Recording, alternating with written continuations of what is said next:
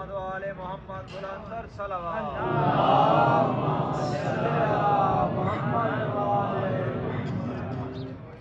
رحم اللہ من قرأ الفاتحہ بسم اللہ الرحمن الرحیم الحمد للہ رب العالمین الرحمن الرحیم مالک یوم الدین ایاک نعبد و ایاک نستعین اہدنا الصراط المستقیم صراط الذین انعمت علیہم غیر المغضوب علیہم ولا الضالین اللہم کل ولیک الحجۃ ابن الحسن صلواتک علیہ وعلی آبائہ فی هذه الساعة وفی كل ساعة ولیا وحافظا وقائدا وناصرا ودلیلا وعینا حتی تسکنه ارضک طوعا وتمتعه فیها طویلا۔ کریم اللہ ہمارے آقا مولا حضرت حجت صاحب العصر والزمان کے ظہور میں تاجیل فرما، ہماری گناہگار آنکھوں کو چہرہ پر نور حضرت حجت کی زیارت سے مشرف فرما، ہم سب کو اپنے کردار کے حوالے سے اپنے ذمہ داریوں کو سمجھنے کی توفیق عطا فرما۔ کریم اللہ تمام مومنین جہاں جہاں سے تشریف لائے ہیں اس صف عزا میں، سب کا اس مقدس مقام پہ تشریف لانا اپنی بارگاہ میں منظور و مقبول فرما۔ صلوات سارے عزیزان بلند آواز سے۔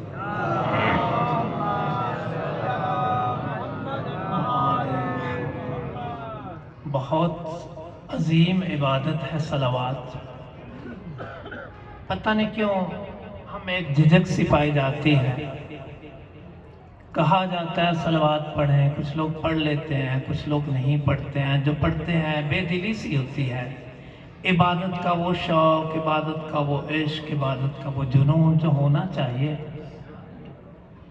وہ مفقود سا نظر آتا ہے۔ بات تو سمجھ آ رہی ہے نا؟ میں اس سے پہلے کہ اپنی بات کا باقاعدہ آغاز کروں تاکہ آپ کو سمجھ آئے کہ یہ کیا ہے یہ عبادت، اللہ کے پاک حبیب صلوات اللہ والسلام علیہ ارشاد فرماتے ہیں ارفعوا اصواتکم بالصلاة علیہ، ارفعوا اصواتکم بالصلاة علیہ فإنہا تذہب بالنفاق، مجھ پر صلوات بلند آواز سے پڑھا کریں، اس سے دلوں میں منافقت ختم ہوتی ہے۔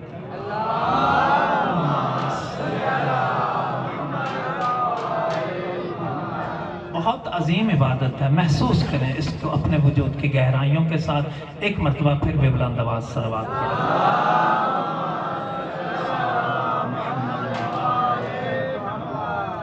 اعوذ باللہ من الشیطان الرجیم بسم اللہ الرحمن الرحیم الحمد للہ رب العالمین وصلی اللہ علی سیدنا وسید الانبیاء والمرسلین ابی القاسم محمد صلوات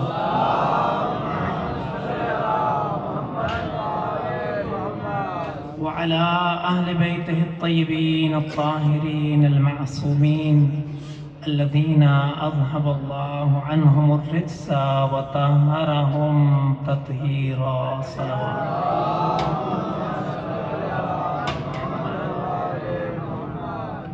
أما بعد فقد قال الحبيب صلوات الله وسلامه عليه من مات ولم يعرف إمام زمانه ماتا میتتن جاہلیہ۔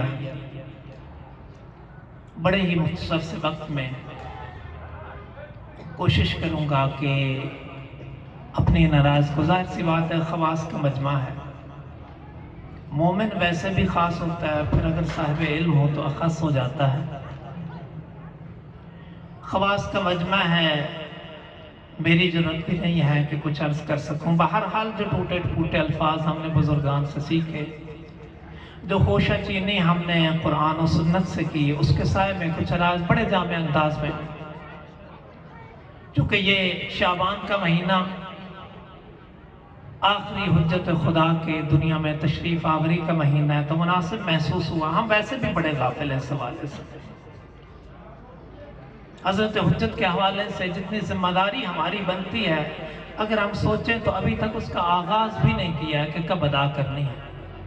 آپ اس بات کو یہاں سے سمجھیں. ایک جگہ پر ایک پروگرام کے لیے گئے ہوئے تھے, مختلف ملا جلا سا مجمع تھا, اہل سنت بھی تشریف فرما تھے, شیعہ بھی موجود تھے.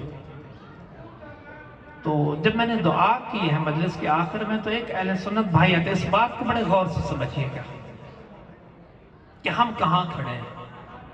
بڑی ساری باتیں آپ سن چکے ہیں, بڑا ماشاءاللہ لطف لے چکے ہیں, بڑے بزرگان اور خطباء پڑھ چکے ہیں. تو تھوڑا سا اپنے آپ کو ٹٹول لیا جائے, اپنے آپ کو کھنگال لیا جائے. مجلس کے بعد میں نے جب دعا کی, میں اپنی ہر دعا کا آغاز حضرت حجت کے نام ہی سے کیا کرتا ہوں, ان کے ظہور کے لیے ہی دعا کیا کرتا ہوں. تو ایک اہل سنت بھائی میرے پاس آ کے کہتے ہیں آپ کی ساری گفتگو بڑی پسند آئی تھی لیکن آخر میں آپ ہی امام زمانہ والوں میں سے. اب اس بات کو سمجھیے گا تو جیسے میرے پاؤں تلے سے زمین نکل گئی کہ میری پوری گفتگو کا جو لب لباب تھا وہ سارا نچوڑ جو کریم تھی جو ملائی تھی میری گفتگو کی اسی پر اس کو اعتراض ہے. یہ اعتراض ہوا کیوں, یہ غلط فہمی ہوئی کیوں؟ چونکہ ہم حضرت حجت کا تعارف نہیں کرا سکے. ہم لہذا حبیب کبریا ارشاد فرماتے ہیں من ماتا ولم یعرف امام زمانے ماتا میتتن جاہلیہ. جو لوگ اس دنیا سے چلے گئے, جو مر گیا, اس دنیا کو چھوڑ کے چلا گیا اپنے زمانے کے امام کی معرفت کے بغیر. سمجھ آ رہی ہے سبھی کو بات؟ واضح, الفاظ مشکل نہیں ہے نا.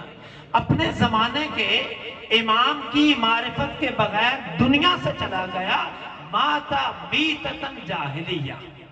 یہ انسان جاہلیت کی موت مرا. اب ذرا سمجھیے گا اس بات کو, ایک ہے جہالت, ایک ہے جاہلیت. یہ دونوں ایک نہیں ہیں. ہم عام طور پر یہ سمجھتے ہیں کہ جہالت اور جاہلیت ایک ہی چیز ہے, لہٰذا ہم کہتے ہیں کہ ہم تو پھر اس زمرے میں نہیں آتے. جہالت کیا ہے؟ نادانی. جہالت کیا ہے؟ کسی چیز سے نا آگاہی. ایک چیز کا مجھے پتہ نہیں ہے, اس چیز کے بارے میں کیا ہوں میں؟ جاہل ہوں. دوسری چیز کا پتہ ہے, اس کے حوالے سے میں عالم ہوں. یہ ہے جہالت. ہم اپنے آپ کو کیا کہہ کے تسلی دے لیتے ہیں؟ شیطان ہمیں کس طریقے سے طفل تسلیاں دیتا ہے, کہتا ہے تم اس زمرے میں نہیں آتے. کیوں؟ کیونکہ تمہیں پتہ ہے کہ فرزند عسکری آخری حجت ہے.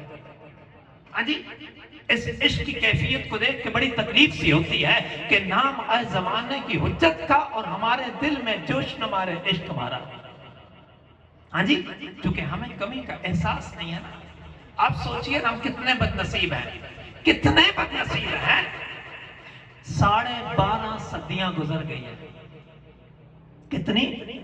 12.5 صدیاں گزر گئی ہیں, اور وہ جس کے بنا ہماری زندگی کی ہر خوشی ادھوری تھی.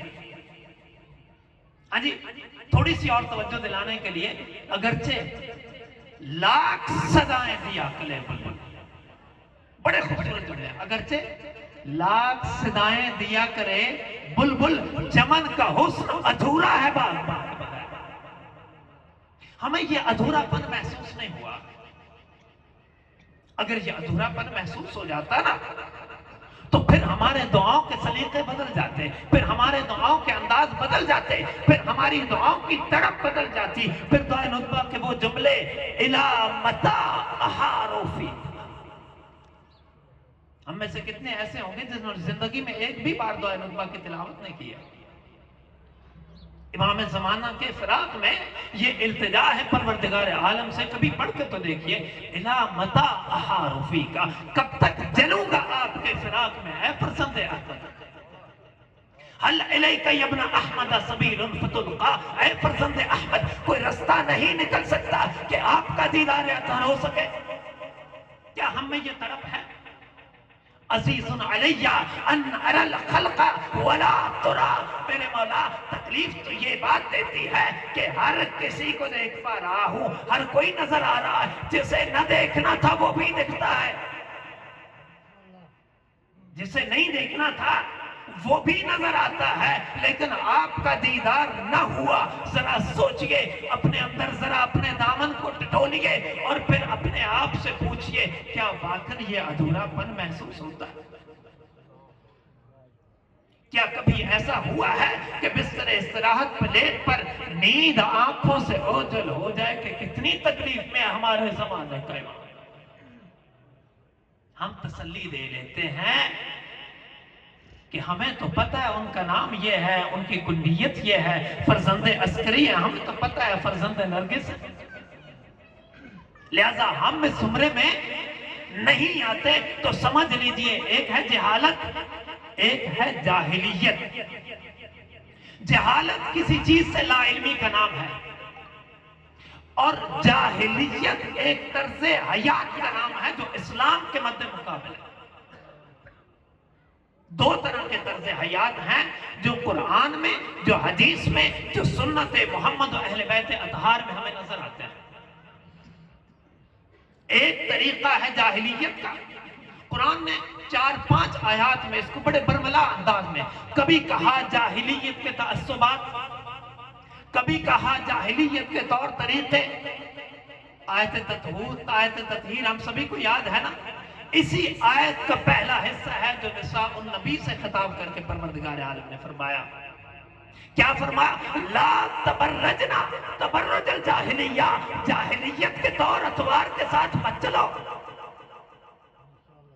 بس جاہلیت صرف کسی چیز سے لا علمی کا نام، جاہلیت ایک طرز حیات کا نام ہے۔ اب جن کی سماعت ہے میری طرف متوجہ ہے، اس جملے پر ذرا غور کیجئے گا۔ دو طرح کے طرز حیات ہیں، ایک طرز حیات ہے جس میں معرفت حجت خدا ہے، ایک طرف طرز حیات ہے جس میں معرفت حجت خدا نہیں ہے۔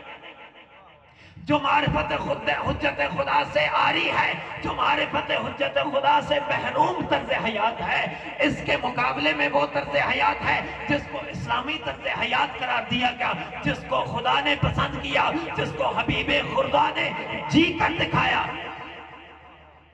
ایک کے بعد ایک حجج الہیہ، محمد آئے، پھر علی آئے، پھر حسن آئے، پھر حسین آئے۔ صلوات تو پڑھ لیجئے بلند آواز سے۔ صلی اللہ المؤمن حریص علی الثواب۔ یاد رکھیں کہ مومن ثواب کے بارے میں حریص ہوتا ہے، چھوٹے سے چھوٹا موقع جانے اور اہل بیت کا نام آ جائے اور صلوات پڑھنے میں کنجوسی۔ اللہ کے پاک حبیب فرماتے ہیں کہ اس سے بڑا بخیل کون ہوگا جو میرا نام سنے اور اس کی زبان پر صلوات نہ جاری ہو پائے۔ لہذا موقع تلاش کریں۔ بہرحال میں بات کو آگے بڑھا رہا ہوں کہ ایک طرف ہے اسلام کا طرز حیات، ایک طرف ہے سلیقہ حیات جو محمد و اہل بیت اطہار نے سکھایا، ایک طرف طرز حیات ہے جو جاہلیت والا ہے۔ حدیث نے خلاصہ کیا اس طریقے سے کہ ایک وہ معرفت ہے جو تمہارے طرز حیات کو تبدیل کرتی ہے، ایک طرف وہ معرفت ہے جو تمہارے کردار کے نوک پلک کو سنوارتی ہے، ایک طرف وہ طرز حیات ہے، وہ معرفت ہے جو تمہارے کردار کو قرآنی کردار میں ڈھالتی ہے۔ یہ معرفت درکار ہے۔ اگر یہ معرفت نہ ہوئی تو پھر دعویٰ کرنے سے کچھ نہ ہونے کا۔ قرآن نے بار بار اس نقطے کو اٹھایا ہے۔ احسب الناس ان یترکوا ان یقولوا آمنا وہم لا یفتنون۔ لوگ یہ سمجھ بیٹھے ہیں کہ بس یہ کہہ دینے سے کہ میں مومن ہو گیا، میں ایمان لا چکا، چھوڑ دیا جائے گا، کوئی آزمائش نہ لی جائے گی۔ ایسے کیسے؟ ہم انہی باتوں کے عادی ہو چکے ہیں نا۔ ہمیں لوگ کہتے نہیں کوئی کردار ضروری نہیں ہے، کسی طرح کا عمل ضروری نہیں ہے، کسی نماز کی ضرورت نہیں ہے، بس نعرہ لگاؤ کہ علی کا چاہنے والا ہوں، نعرہ لگا دو کہ شیعہ حیدر قرار ہوں تو کافی۔ اس کے آگے کچھ ضرورت؟ اس دور میں بھی ایسے لوگ ہوا کرتے تھے۔ اب حدیث کے لفظ ذرا سنیے گا۔ امام حسین علیہ السلام جن کی ذات اقدس سے یہ پوری محفلیں منسوب ہیں۔ ایک بندہ آیا امام کی خدمت میں، اب روایت کے الفاظ، روایت کے ایگزیکٹلی، جاء رجل الی الحسین ابن علی علیہ السلام، ایک بندہ امام حسین علیہ السلام کی خدمت میں حاضر ہوا. اگر بات میری ہوتی اب اپنے آپ کو تسلی دے لیتے کہ مولانا صاحب کی بات ہے، کہتے رہتے ہیں. اب اگر زبان عصمت کو بھی یہی کہہ کے جھٹلا دو گے کہ یہ باتیں ہوتی رہتی ہے، یہ احادیث سنائی جاتی رہتی ہیں، تو پھر اپنے آپ پر غور کرو کہ ایمان میں کہاں کمی چھوٹ گئی. جاء رجل الی الحسین ابن علی علیہ السلام، امام کی خدمت میں آیا. کیا کہتا ہے؟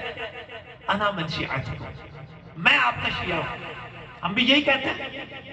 آسان ہے نا کہنے پہ خرچہ، کہنے میں کوئی تکلیف تو نہیں ہے نا. جی کہنا ہی آسان ہے، ورنہ آسان یہ عشق نہیں آسان. بس اتنا سمجھ لیجئے ایک آگ کا دریا ہے اور ڈوب کے جانا ہے. امام فرماتے ہیں لو احبنی جبل لتعافتا، مولا فرماتے ہیں کہ اگر پہاڑ کے دل میں میری محبت سما جائے، میری محبت کے تقاضے اتنے سنگین ہے، پہاڑ ریزہ ریزہ ہو جائے. پھر کیا ہوا کہ سینے میں نور محبت آل محمد کی بات کرنے کے باوجود ہمارے کردار میں تبدیلی کیوں نہ آ سکی؟ تو کہتا ہے انا من شیعتکم، میں آپ کا شیعہ، میں آپ کا چاہنے والا، میں آپ کا ماننے والا. تو امام نے آگے سے پتہ کیا کہا؟ اتق اللہ ولا تدعین شیئا یقول اللہ لکا کذبت وفجرت فی دعوی. خدا سے ڈرو، اتنا بڑا دعویٰ کر دیا. وہ بات کہنے سے ڈرو کہ تمہارا یہ دعویٰ سن کر خدا کی طرف سے ندا ہے، جھوٹ بول رہے ہو، تمہارا دعویٰ سچا. کذبت وفجرت فی دعوی، کب یہ لفظ میرے نہیں ہے. اگر کڑوے لگ رہے ہیں تب بھی سمجھ لیں کہ اس کائنات کو جن شافعان کی ضرورت تھی، جنہیں شفا بخش بنا کے بھیجا تھا نا، انہوں نے تشخیص دیا ہے کہ ان مریضوں کے لیے کڑوی دوائی ضرورت ہے. کڑوی لگ رہی تب بھی پینی پڑے گی، کوئی چارہ نہیں، کوئی چارہ نہیں ہے. فرمایا اتق اللہ، ڈرو خدا سے. اتنی بڑی بات کر دی، اتنا بڑا دعویٰ، اولیاء کا مقام ہے. ان شیعتنا من سلمت قلوبهم من كل غش وغل ودغل. ہمارے شیعہ تو بس وہ ہے جن کے دل ہر طرح کے جھوٹ سے پاک ہوتے ہیں، جن کے دل ہر طرح کے فریب سے پاک ہوتے ہیں، جن کے دلوں میں کہیں کوئی دھوکہ نہیں ہوتا، کوئی ٹھگی نہیں ہوتی، جن کے دلوں میں کوئی آلائش نہیں ہوتی. زبان ہے اس میں جھٹلائی نہیں جا سکتی، شک نہیں کیا جا سکتا، کیونکہ شک کر لیا تو بہرحال ان پر شک نہیں ہو سکتا، ہم خود مشکوک ہو جائیں گے. بات سمجھ آ رہی ہے؟ سبھی کو آ رہی ہے؟ تھوڑی تکلیف دہ ہو سکتی ہے، چارہ کوئی نہیں ہے. اللہ کے پاک حبیب ارشاد فرماتے ہیں ان اللہ لیبغض المؤمن الضعیف الذی لا دین لہ. آپ کہیں گے آج پھنس گئے ساری حدیثیں، آج ہی صدا کے جائیے گا کیا؟ ہاں جی. فرمایا کہ خدا کو نفرت ہے اس ایمان کے دعوے دار سے، یبغض، خدا کو ناپسند ہے ایمان کا وہ دعوے دار جس کا ایمان کمزور ہے. لَيُبْغِضُ الْمُؤْمِنَ الضَّعِيفِ الَّذِي لَا دِينَ لَهُ. اب یہ حبیب کبریا کے لفظ ہیں جن کے بارے میں قرآن نے کیا گواہی دی ہے؟ مَا يَنْطِقُ عَنِ الْهَوَىٰ إِنْ هُوَ إِلَّا وَحْيٌ يُوحَىٰ. وحی پروردگار کے بغیر اپنی زبان کو حرکت نہیں دیتے ہیں. تو وہ فرما رہے ہیں کہ خدا بے دین، لا دین لا، بے دین دعوی ایمان کرنے والے کا جس کا ایمان کمزور ہے اس کو پسند نہیں کرتا. اب ظاہر سی بات ہے سننے والے ڈرے کہ کہیں ہم لپیٹ میں نہ آ جائیں. کاش ہم بھی ڈرے ہوتے، کاش ہر برائی کو یہ سوچ کر چھوڑ دیا ہوتا کہ کہیں اس برائی کی وجہ سے خدا کی بارگاہ میں مردود کرا نہ پا جائے. کاش ہر اچھائی کو اس سوچ کے ساتھ اپنا لیا ہوتا کہ شاید یہی اچھائی خدا کو پسند آ جائے، یہی اچھائی خدا کی بارگاہ میں مجھے انتخاب کر لے جانے کا قابل بنے. اللہ اکبر نعرہ رسالت، یا رسول اللہ نعرہ حیدری، یا علی یہ امام زمانہ بلندتر صلوات۔ اللہم صل علی محمد وآل محمد ان اللہ لیبغض المؤمن الضعیف الذی لا دین لہ۔ اب سوال کرنے والا فوراً سوال کرتا ہے، جو سن رہے تھے فوراً سوال کرتے ہیں، ظاہر سی بات ہے ڈر آ رہا ہے نا، شاید آپ کو بھی لگ رہا، مجھے تو لگ رہا ہے، تو فوراً سوال کرتا ہے وَمَا الْمُؤْمِنُ الضَّعِيفُ الَّذِي لَا دِينَ لَهُ، وہ ایمان کا کمزور، ایمان والا، ایمان کا دعوے دار جس کو اللہ کے پاک حبیب آپ پہ دین کہہ رہے ہیں، کون ہے وہ؟ اب سنیے گا اللہ کے پاک حبیب نے فرمایا الَّذِي لَا يَنْهَى عَنِ الْمُنْكَرِ، جو برائی کو دیکھتا ہے تو برائی سے روکتا نہیں ہے۔ گناہ ہو رہا ہے، برائی ہو رہی ہے، غلط افکار کی ترویج چل رہی ہے، ممبر آل محمد سے افکار آل محمد کا مذاق اڑایا جا رہا ہے، اور یہ کہتا ہے مجھے کیا سمجھ نہیں آتی ہے۔ نزل علیکم فی الکتاب ان اذا سمعتم آیات اللہ یکفر بها ویستہزأ بها فلا تقعدوا معهم،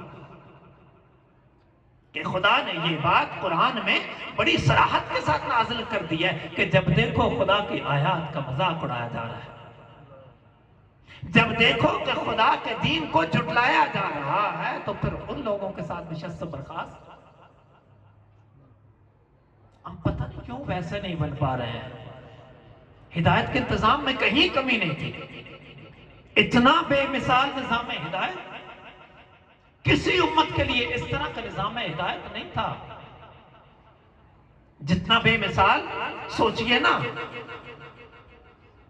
کہ نظام ہدایت کے دو ہی تو حصے ہیں نا، ایک طرف محمد و اہل بیت اطہار ہیں، ایک طرف وہ قرآن صامت کی صورت میں قانون ہے۔ جو فرشتہ لے کے آ رہا ہے وہ فرشتہ بے مثال، جس رات میں لے کے آ رہا ہے وہ رات بے مثال، جس نبی کے قلب اطہر پہ اتارا جا رہا ہے وہ قلب اطہر بے مثال، جن کو ان کی حفاظت کا ذمہ سونپا گیا ہے وہ حجج الہیہ بے مثال، تو حق نہیں بنتا تھا کہ ہم بھی پھر بے مثال ہوں۔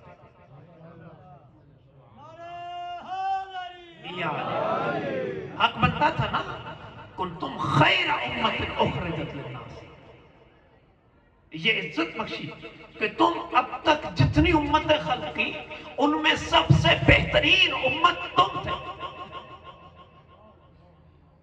پھر ثابت نہیں کرنا چاہیے تھا کہ میرے اللہ تو نے کرم کیا تو ہم اس کا قابل ہیں، کرنا بنتا ہے نا، حق بنتا ہے۔ خدا نے کہا کہ تمہاری خوبی کیا تھی، تم کیوں کہا تمہیں بہترین امت، تأمرون بالمعروف وتنہون عن المنکر، وہ وظیفہ جس پر پوری کربلا ٹکی ہوئی ہے، عام بات نہیں ہے۔ نیکی کی دعوت دینا، برائی سے روکنا، آج ممبر سے یہ بات کریں تو لوگ بور ہو جاتے ہیں، آپ تو خواص سے سن رہے ہیں ورنہ لوگ تھک جاتے ہیں، بور ہو جاتے ہیں، پریشان ہو جاتے ہیں، لیکن بہرحال کربلا اسی پہ ٹکی ہوئی ہے۔ انما خرجت لطلب الاصلاح فی امت جدی اريد ان آمر بالمعروف وانہا عن المنکر، میں تو بس اس لیے قیام کر رہا ہوں کہ میں اصلاح چاہتا ہوں امت جد کی، اپنے نانا کی امت کی اصلاح چاہتا ہوں۔ طریقہ کیا ہے؟ امر بالمعروف اور نہی عن المنکر۔ اب جملہ دینے جا رہا ہوں، جن کی سماعت ہے میرے ساتھ ہے، یہ اتنا بڑا وظیفہ تھا، یہ اتنا بڑا مقصد تھا سید الشہداء کی نظر میں، جن کے لیے اکبر کو دے دیا، قاسم کو دے دیا، اولا محمد کو دے دیا۔ حد تو یہ تھی کہ اتنا بڑا مقام تھا امر بالمعروف اور نہی عن المنکر کا سید الشہداء کی نگاہ اطہر میں، کہ جس کے لیے زینب کی چادر دے دی۔ مسائل کی طرف ابھی نہیں جا رہا ہوں، بس سمجھانا چاہ رہا ہوں کہ ہمیں بدلنا، ایک ہے جہالت، ایک ہے جاہلیت۔ جو حکم دیا گیا ہے وہ کیا ہے؟ جاہلیت کی موت مر جاؤ گے اگر معرفت کے بنا۔ معرفت وہ جو عمل پر وادار کرے، معرفت وہ جو تمہارے عمل میں تبدیلی لا سکے، ورنہ معرفت کا دعویٰ ہے۔ حضرت علی علیہ السلام صلی اللہ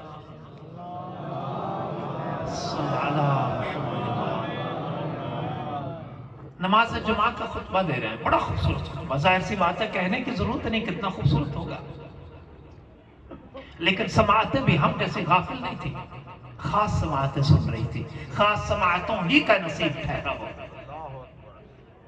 ایک شخص کھڑا ہوا، بڑا لطف آیا، یا علی اتنا خوبصورت خطبہ، بس ایک الجھن ہے، ایک سوال ہے، آپ سے بہتر کون جواب دے گا، آپ سے بہتر کون سمجھائے گا؟ یہ کہتا ہے مولا کیا اللہ نے قرآن میں یہ فرمایا نہیں ہے ادعونی استجب لکم، کہ مجھ سے دعا کرو میں تمہاری دعا کو قبول کروں گا؟ کیا خدا نے یہ فرمایا نہیں ہے؟ مولا نے فرمایا بالکل یہ خدا نے فرمایا۔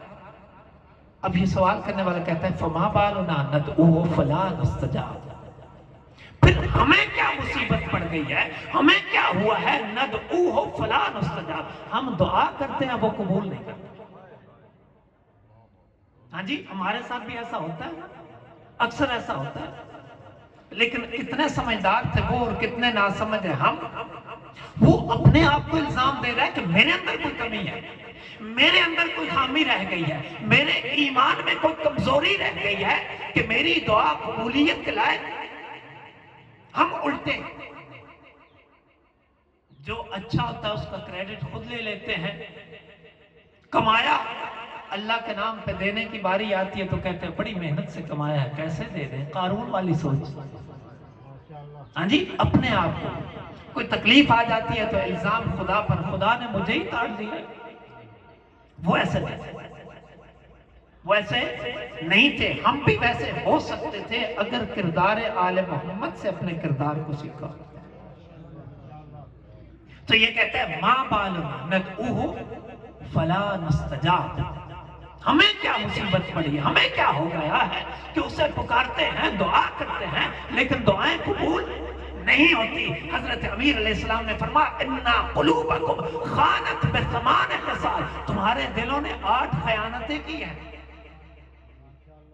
8 خیانتیں کی ہیں جس کی وجہ سے تمہاری دعائیں قبولیت کے لائق۔ ذہن میں رکھیے گا معرفت والی بات کو کہ معرفت جو بنا عمل کے کوئی فائدہ نہیں، ایمان کا دعویٰ جو عمل میں ظاہر نہ ہوگا وہ صرف دعویٰ رہ جائے گا، اس کی کوئی حقیقت نہیں۔ امام نے فرمایا تمہارے دلوں نے 8 خیانتیں کی ہیں، اب ان 8 خیانتوں کے ساتھ تمہاری کوئی دعا قبولیت کا لائق نہ ٹھہری۔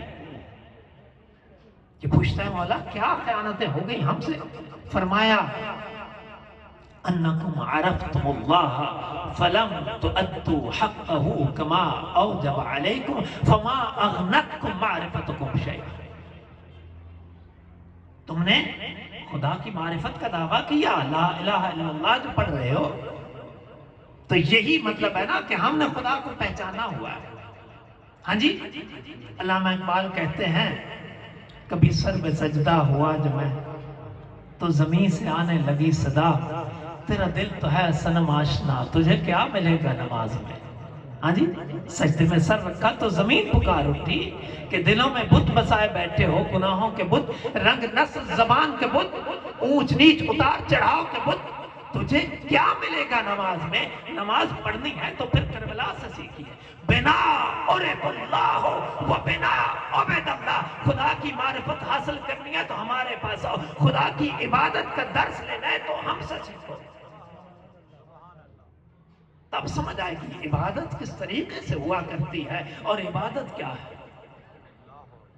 فرمایا تم نے معرفت خدا کا دعویٰ تو کیا لیکن اس معرفت کی وجہ سے جو خدا کا حق تم پر واجب ٹھہرا اس حق کو ادا نہیں کیا۔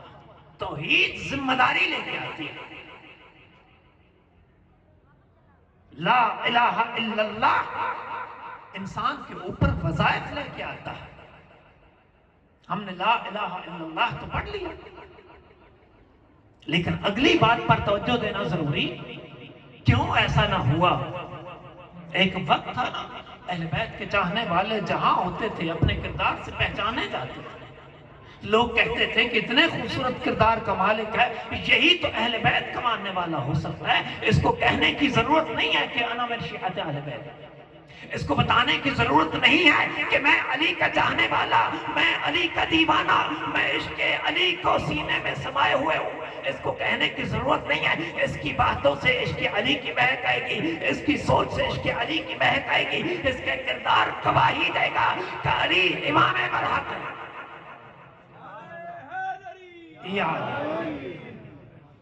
زبان سے کونوا دعاة الناس بغیر السنتکم، زبان عصمت نے فرمایا کہ لوگوں کو ہماری طرف بلاؤ لیکن زبان سے زیادہ کردار کے ذریعے سے۔ تمہاری زبان سے پہلے تمہارا کردار پکار اٹھے کہ آؤ یہ کردار آل محمد ہے، آؤ دیکھو تو صحیح کہ اس سے خوبصورت کردار کہاں تصور کیا جا سکے گا۔ لیکن وہ معرفت جو بنا عمل کے ہوگی، وہ معرفت جو عمل پر اثر انداز نہ ہو پائے گی، یقین جانیے جیسا کہ میں نے سید الشہداء کی حدیث مبارکہ تلاوت کی، امام نے فرمایا پھر اس دعوے کا کوئی فائدہ، ہمیں امتحان دینا ہے نا، پیپر دینا ہے، نمبر تو خود نہیں لگانے ہیں نا، یا خود ہی پیپر دیا خود ہی اپنے آپ کو فرسٹ پوزیشن دے لینی ہے، ہو سکتا ہے؟ نہیں نہ ہو سکتا۔ جنہوں نے مارکت کرنی ہے نا، جنہوں نے نمبر لگانے ہیں، وہ کہہ رہے ہیں کہ کچھ نشانیاں ایسی ہیں نہیں پائی جائیں گی تو پھر زیرو ہے، پھر کوئی فائدہ۔ سید الشہداء جب چلے ہیں نا کربلا کو، تو ظاہر سی بات ہے لوگوں کے ذہنوں میں بڑے سوالات ہیں، اپنے اپنے انداز میں جتنے منہ اتنی باتیں ہیں قیامت سے۔ کوئی کہتا ہے کہ امت میں فساد برپا ہو جائے گا، کوئی کہتا ہے کہ امت میں اختلاف برپا ہو جائے گا، تفرقہ برپا ہو جائے گا، کوئی کہتا ہے کہ امام کو امت کی گویا پرواہ ہی کوئی نہیں ہے۔ لیکن جو جواب دیا وہ یہ تھا، الا ترون ان الحق لا يعمل به، نظر نہیں آ رہا تمہیں کہ لوگوں نے حق پر عمل کرنا چھوڑ دیا؟ یہ نہیں کہا کہ لوگوں نے حق کی بات کرنی چھوڑ دی ہے، یہ نہیں کہا سید الشہداء نے، لوگ حق کی بات نہیں، یہ نہیں کہا، فرمایا الا ترون، کیا دیکھ نہیں رہے ہو، ان الحق لا يعمل به، کہ حق پر عمل نہیں کیا جا رہا۔ سمجھ یہ آئی کہ حق جب تک عمل میں ظاہر نہیں ہوگا تو حق کی بات کا کوئی فائدہ نہ ہوگا۔ ان الحق لا يعمل به وان الباطل لا يتناهى عنه، کیا دیکھ نہیں رہے ہو لوگوں نے باطل سے گریز کرنا چھوڑ دیا ہے، لوگوں کو اب کوئی فرق نہیں پڑتا کہ یہ حق کی بات ہے یا باطل کی بات ہے، یہ حلال ہے یا حرام ہے، یہ سچ ہے یا جھوٹ ہے، یہ حق کی راہ ہے یا باطل کی راہ ہے۔ اس بات پر لوگوں نے توجہ کرنی، پڑھنے والا پڑھ رہا ہے، سننے والوں کو اس پر کوئی فرق نہیں پڑتا کہ جو بات کر رہا ہے واقعی روح قرآن کے ساتھ یہ بات میچ کرتی ہے۔ ایک پل کے لیے تصور کریں، ہمارا ماننا ہے نا وارثان عزا تشریف لاتے ہیں، اچھا یہ بھی دعویٰ ہی ہے، اگر واقعی پتا ہوتا کہ حجت خدا تشریف فرما ہے، کیا لگتا ہے ہمارے بیٹھنے کا انداز کیسا ہوتا ہے؟ کیسے بیٹھتے ہیں؟ ہم سایہ دیوار تلاش کر رہے ہوتے ہیں، کوئی آرام دہ جگہ تلاش کر رہے ہوتے، یا یہ تلاش کر رہے ہوتے کہ کوئی ایسی جگہ مل جائے کہ امام کے تھوڑا سا اور قریب پہنچ جائے، یہی چاہتے نا۔ اس کا مطلب ہے یہ بھی بس دعویٰ یہ ہے کہ امام تشریف لاتے ہیں، ہم اس بات کو مانتے ہیں۔ اگر مان لیا ہوتا تو یقین کریں نہ مجلس پڑھنے والوں کا پڑھنے کا سلیقہ وہ ہوتا ہے جو اب ہے، نہ سننے والوں کا طریقہ وہ ہوتا ہے جو اب ہے۔ بڑی تبدیلیاں، ہمیں بڑے لمبے چوڑے آپریشنز کرنے ہیں اپنے، خود سے چھٹکارا پانے کے لیے ایک نئے انسان کو جو سچ میں شیعہ اہل بیت ہو۔ تو امام نے فرمایا الا ترون ان الحق لا يعمل به وان الباطل لا يتناهى عنه، دیکھ نہیں رہے ہو کہ لوگوں نے حق پر عمل کرنا چھوڑ دیا ہے، باطل سے گریز کرنا چھوڑ دیا ہے۔ اس کے بعد پتہ کیا کہا؟ وہ بات جو خاص طور پر ہمارے لیے ہے، ان الناس عبید الدنیا والدین لعق علی السنتہم، لوگ بندگان دنیا، دنیا کے بندے ہیں، دین تو بس زبانوں پہ چڑھا ہوا ہے، دیندار، شیعہ، ایمان والا، مومن، عزادار، یہ ساری زبان کی باتیں ہیں. یحوطونہ ما درت معاشہم، جب تک دنیا کو دین سے فائدہ ملتا ہے تو پھر دیندار ہے. اس وقت تک دین کی بات کرتے ہیں جب تک دنیا کو خطرہ لاحق. لیکن اذا محسوا بالبلاء قل دیانون، جیسے ہی آزمائش کی گھڑی آتی ہے نا پھر دیندار کر جاتے ہیں. سوچئے سید الشہداء کیا مکہ سے 72 لے کے چلے تھے؟ 72 لے کے چلے تھے. میرے استاد کہا کرتے تھے کہ سید الشہداء کے خطبات ایک ایسی چھلنی کی طرح تھے. چھلنی سمجھتے ہیں نا، پنجابی میں کہتے ہیں چھاننی. منزل پہ منزل جو خطبے دے رہے تھے سید الشہداء، وہ ایک چھلنی کی طرح سے تھے. سید الشہداء سب ساتھیوں کو ایسے چھان رہے تھے اس میں جس کے کردار میں ذرا سی کمزوری تھی، ذرا سی کمزوری تھی. وہ کربلا سید الشہداء کی نصرت کے لائق نہ ٹھہرا اور شب عاشور تک بھی لوگ چھوڑ کے جاتے رہے. سوچنے کی بات یہ ہے کہ ہم نے کبھی اپنے آپ کو دیکھا ہے کہیں کوئی ایسی کمزوری میرے اندر نہ ہو کہ اس چھلنی سے میں بھی نیچے گر جاؤں. عزیزان محترم، ابھی وقت ہے، ابھی لوٹ آ، تیری زندگی کا سوال ہے. ابھی بچ سکتے ہیں نا، ابھی سدھر سکتے ہیں، سنبھل سکتے ہیں، سنوار سکتے ہیں. لیکن وقت تو گزر رہا ہے نا، وقت رکتا نہیں ہے، کسی کے انتظار میں نہیں رکتا. وقت نے گزر جانا ہے. اور حضرت امیر علیہ السلام ارشاد فرماتا ہے الناس نیام اذا ماتوا انتبہوا، لوگ غفلت کی نیند سوئے پڑے. اذا ماتوا انتبہوا، جب مریں گے تو آنکھیں کھلیں گی. تب سمجھ آئے گی کہ جسے جانتا تھا میں زندگی وہ تو بس وہم و خیال تھا.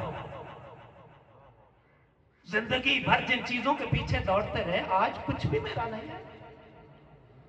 ہاں جی، مجھے بڑی دور تک سفر کرانا ہے آپ عزیزان کو، تو میں بڑی تیزی کے ساتھ آگے بڑھ رہا ہوں. ایک انبار ہے جو ڈیلنے کی کوشش کر رہا ہوں. اب جس کی جتنی توجہ ہوگی، جتنا نصیب ہوگا وہ سنبھال لے گا. بہرحال حضرت امیر علیہ السلام جنگ صفین سے لوٹ رہے ہیں. وادی السلام کے قریب پہنچا تو لشکر کو کہا رک جاؤ.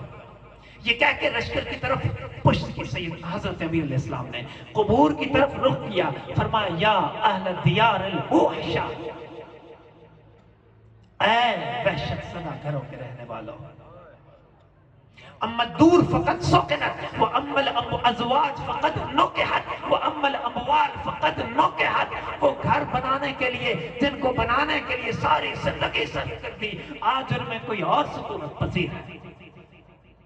جن بیویوں کو ناز نخرے اٹھانے کے لیے کسی بھی حد تک چلے جایا کرتے تھے، حلال و حرام کی تمیز بھلا دیا کرتے تھے، آج انہوں نے نئے نکاح کر لیے ہیں. جن اموال کو جمع کرنے کے لیے حلال و حرام کی تمیز بھلا ڈالی تھی، آج ان پر کوئی اور عیاشی کر رہا ہے. آدھا خبر ما عندنا، یہ تو یہاں کی خبر ہے جہاں پر ہم ہیں، جہاں پر تم چلے جا چکے ہو. اب ذرا بتاؤ تو صحیح، جہاں پر تم ہو وہاں کے کیا حالات ہیں.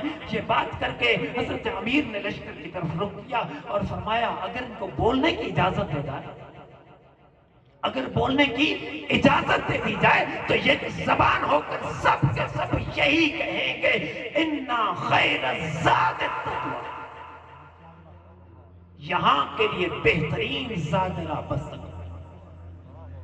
ظاہر سی بات ہے تب سمجھ آئے گی جسے جانتا تھا میں زندگی وہ تو بس خواب و خیال تھا، اس کی کوئی حقیقت.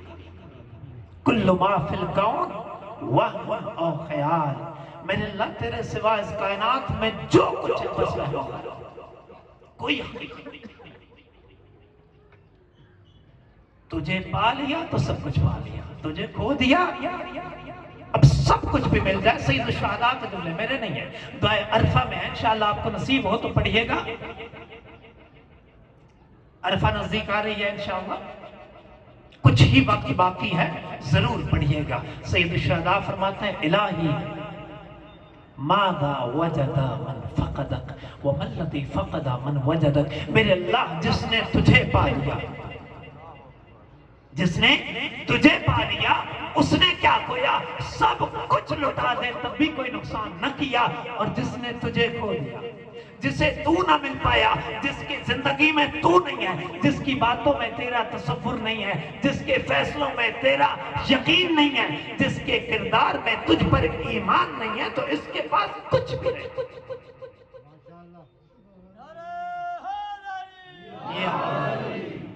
عزیزان معرفت، وہ معرفت جو عمل پر مادہ کرے، وہ معرفت جو اذان ہوتے ہی ہمیں سجدہ شبیر کی یاد دلا کر مسجد کی طرف گامزن کر ڈالے، وہ معرفت ہے. کم میں موجود تھے تو زفار کا کاروان آیا ہوا تھا، ہمارے دوست تھے کاروان سالار، تو انہوں نے کہا کہ آپ نے مسجد جمعران میں تھوڑا ٹائم دینا ہے. میں نے کہا ٹھیک ہے. تو وہاں لوگ عریضہ حاجت لکھا کرتے ہیں. اب اس بات کو بڑا غور سے سنیے گا. تو کئی سارے لوگ ہیں جو خود نہیں لکھنا جانتے، تو اکثر لوگ آئے کہ قبلہ مہربانی کریں عریضہ حاجت. میں نے کہا کہ یہ آپ کے اور امام کے درمیان کی بات ہے، راز کی بات ہے، تو آپ خود لکھیں، ان کا ہم لکھنا نہیں جانتے. میں نے کہا اچھا آپ بولتے جائیے، میں لکھتا چلا جاؤں گا. کوئی کہہ رہا ہے کہ میرے بیٹے کی نوکری لگ جائے، کوئی کہتا ہے میرے پاس اولاد نہیں ہے مجھے اولاد عطا ہو جائے، کوئی کہہ رہا ہے میرے پاس گھر نہیں ہے مجھے اچھا سا گھر مل جائے، کوئی کہتا ہے مجھے رزق کی تنگی ہے مجھے رزق وسیع و فراوان مل جائے. اپنی اپنی خواہشیں، اپنی اپنی ضرورتیں لکھواتے رہے. ایک عریضہ، دوسرا عریضہ، تیسرا عریضہ، چوتھا عریضہ، 10واں عریضہ، 10-15 عریضے جو لکھے نا، تو پتہ نہیں کیوں میری آنکھوں سے آنسو سے ٹپک آئے. ایک بزرگ تھے، کہتے ہیں بیٹا کیا ہوا، رو کیوں رہے ہو؟ میں نے کہا میں اپنے مولا کی مظلومیت کو سوچ کے رو رہا ہوں کہ اتنے سارے لوگ ہیں، ایک بھی ایسا نہیں آیا جو کہے مولا کچھ نہیں چاہیے، کوئی طریقہ بتائیے کہ آپ کا دیدار ہو سکے. ہمیں کوئی بھی تو ایسا نہیں ہے جس کو ان کی تلاش ہو، جس کو ان کی طلب ہو، ان کے بغیر ادھورا پن نظر آتا ہو. لقمہ اٹھاتے ہیں تو بھوک مر جاتی ہے، بستر استراحت سے آتے ہیں تو نیند اڑ جاتی ہے، کہ آپ پردہ غیب میں تکلیف میں مبتلا ہے. ایک کہاں کھڑے ہیں ہم؟ عزیزان محترم، بدلنا ہوگا، کوئی چارہ نہیں، بدلنا ہوگا، سدھرنا ہوگا، سنورنا ہوگا. بڑے مشکل حالات ہیں امام عسکری علیہ السلام کے. صلی اللہ محمد. بڑے مشکل حالات ہیں. ایک طرف حجت خدا کا تعارف کرانا ہے، ضرورت اور وظیفہ کہتا ہے کہ لوگوں کے سامنے پیش کیا جائے. حالات کہتے ہیں کہ حجت خدا کو چھپایا جائے. مشکل ہے نا، آسان نہیں تھا، اور یہ بڑی تکلیف دہ صورتحال تھی. پردے میں بیٹھا ہو فرزند عسکری کوئی چین سے نہیں بیٹھا ہے، بڑی تکلیف میں ایک ایک پل کو گزار رہے ہیں. کیوں؟ کہ انہی کے نام پہ افکار یزیدی کی ترویج چل رہی ہے، اور انہی کے چاہنے والے بس خاموش بیٹھے ہیں جیسے جسم کے اندر روح موجود. قبلہ تشریف لا چکے ہیں، بس 2-4 جملے آپ کی اجازت سے زحمت تمام. یہ ایک نقطہ سمجھ آ جاتا نا امت مسلمہ کو کہ معرفت جو بنا عمل کے ہے، معرفت جو عمل پر وادار نہیں کر سکتی، اس کا کوئی فائدہ نہیں. اگر یہ ایک بات سمجھ جاتی امت محمد، تو نہ بیعت مانگنے والے میں بیعت مانگنے کی جرأت ہوتی، نہ زہرا کے لال کو مدینہ چھوڑنا پڑتا.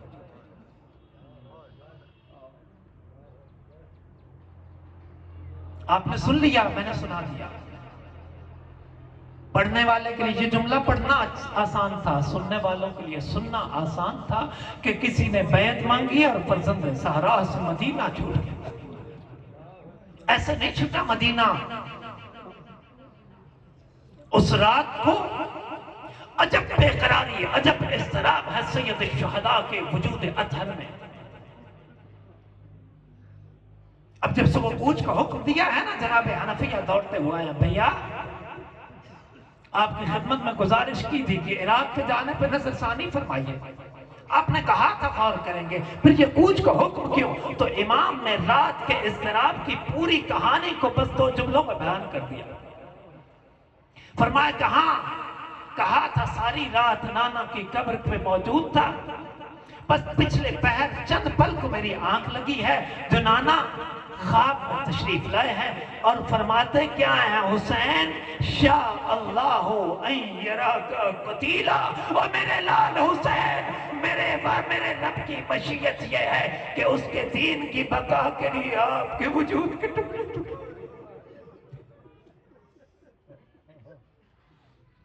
دین نہ بچ پائے گا مگر یہ کہ آپ کا وجود ریگے کربلا پہ دیکھتی ہوئی بہنوں کے سامنے تہ تہ کر دیا جائے۔ اب یہ جملہ مشکل تھا، بڑا سنگین جملہ تھا، لیکن جناب حنفیہ بڑے تحمل کے ساتھ اس جملے کو سہ گئے اور پھر سعدانیوں کے محملوں کی طرف دیکھا، کہا کہ میرے مولا اب جب جانتے ہیں کہ آپ کو قتل ہو جانا ہے، جب آپ کو پتا ہے کوئی نہ بچ پائے گا، پھر زینب ام کلثوم کو کس کے سہارے لیے جاتے؟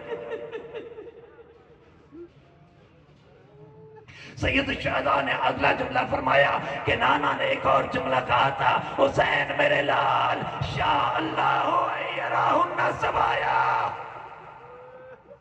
اور میرے لال بقائے دین حبیب کبریا کے لیے یہ مشیت پروردگار کی ضرورت ہے۔ زینب ام کلثوم کوفہ و شام کے بازار، الا لعنت اللہ علی القوم الظالمین وسيعلم الذين ظلموا أي منقلب ينقلبون اللهم صل على محمد